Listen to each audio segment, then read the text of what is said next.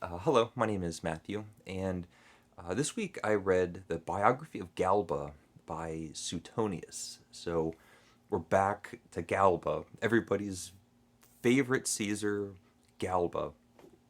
And I had thought about Plutarch's biography of Galba all week, and after I'd read it, this unfortunate Caesar, I was thinking about biographies in general. If you're going to sit down and decide to write the story of somebody's life, where do you start? Do you start right when they're born? Do you wait till they're a little bit older when there's notable achievements? When exactly is a good point to start in someone's biography, the story of their life? And Plutarch chose to start his biography of Galba when he was 70. It just says so much, at least about what Plutarch thought of this guy's life. He died when he was 73. Uh, it starts with him becoming Caesar, and then he promptly dies. And I was sympathetic, at least from the portrait drawn in Plutarch's biography of Galba, someone that I know nothing about. And I give myself this stricture that I don't do. I don't spend time doing research outside of exactly what I'm reading. So I don't know very much about Galba, unlike Julius Caesar, where I already know some things. And so I felt sympathetic for this poor Galba. It was described as this old, unattractive, bald man that became Caesar that didn't do very much and wasn't very popular with the people. Even in Plutarch's biography, there was um, just remarks about how the first time Galba gets in front of the Roman public, the Roman citizens are going to look at this guy and go, "This guy, this old bald man, is a Caesar." I was also sympathetic with just how obscure Galba has become, or probably had always been, even for his short reign. It's not like even the presidents of the United States or the countless kings or queens or princes or princesses or lords or barons, where these names just sort of get lost in history. The title of Caesar just seems to rise above and feel imperial and magisterial and really important. There's not many Caesars. And to be a Caesar that it's just completely forgotten about is just embarrassing, it seems. And I felt bad for this guy until I read Suetonius's biography of Galba, which paints a portrait of a career politician, someone that was seeing omens and having feelings of prophecy or prophetic visions of becoming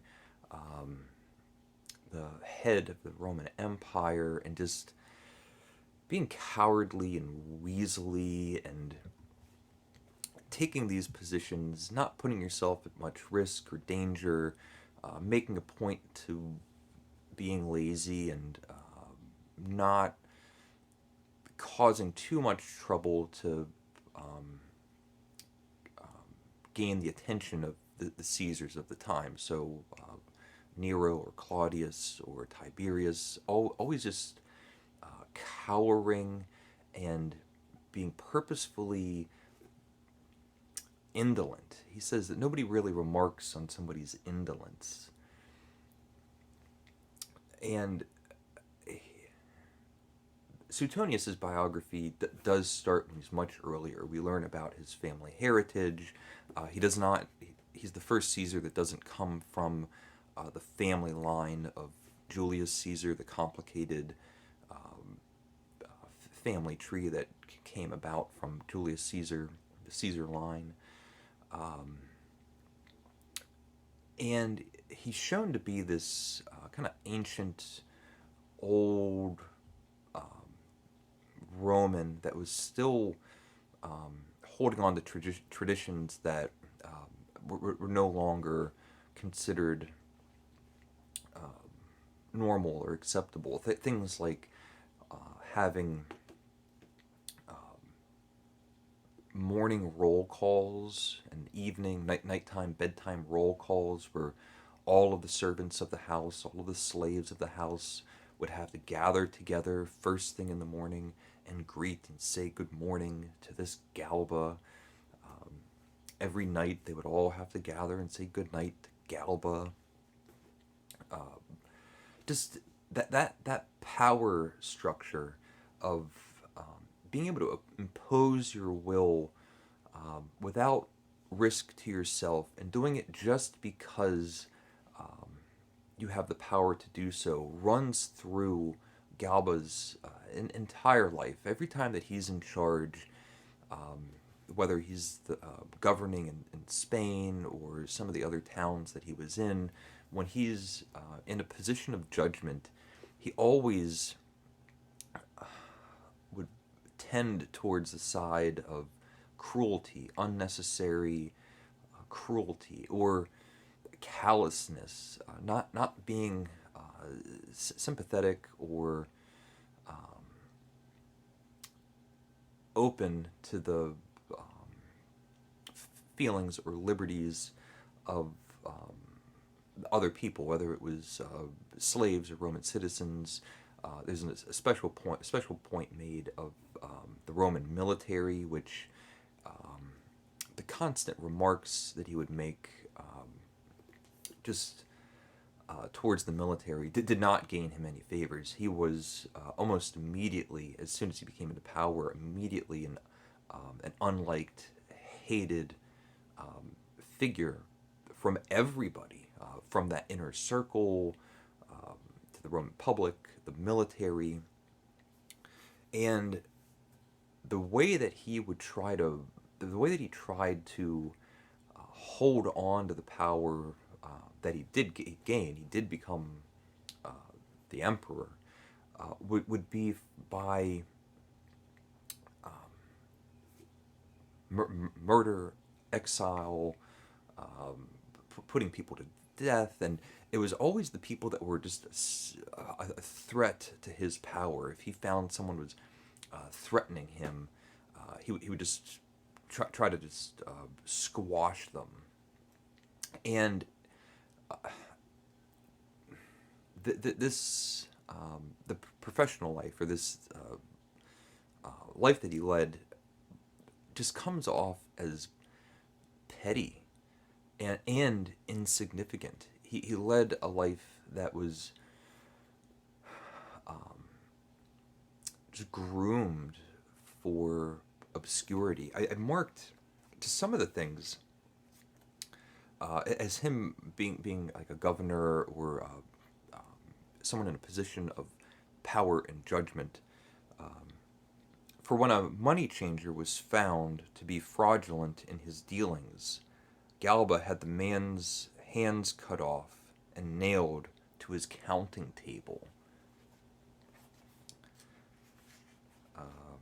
He was preceded by a reputation for both cruelty and avarice, for it was said that he had punished those communities of Spain and Gaul which did not come over to his side until a late stage, with the imposition of a heavy tribute, and it goes on and on. But reputation of cruelty and avarice. He provoked the hostility of every section of Roman society, but above all, the soldiers, who hated him intensely. When he was murdered, he's surrounded by these Roman soldiers, other people, and he's in a carriage being guarded by Roman centurions, his own personal bodyguard. And in Suetonius's biography, there's a slight change. There are slight differences between the biographies, or major differences, I should say.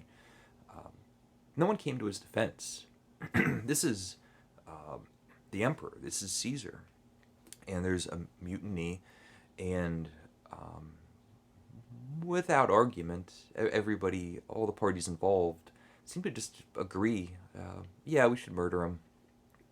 It's the thing to do. He gets decapitated. They laugh at his old bald head, put it on a pike, prance it around. Um, so it turns out that he was not a nice guy, just a jerk. Galba was a jerk. So fun reading these biographies, the Julius Caesar biography, getting different perspectives from Plutarch and Suetonius on Julius Caesar's life, and Galba's biography. This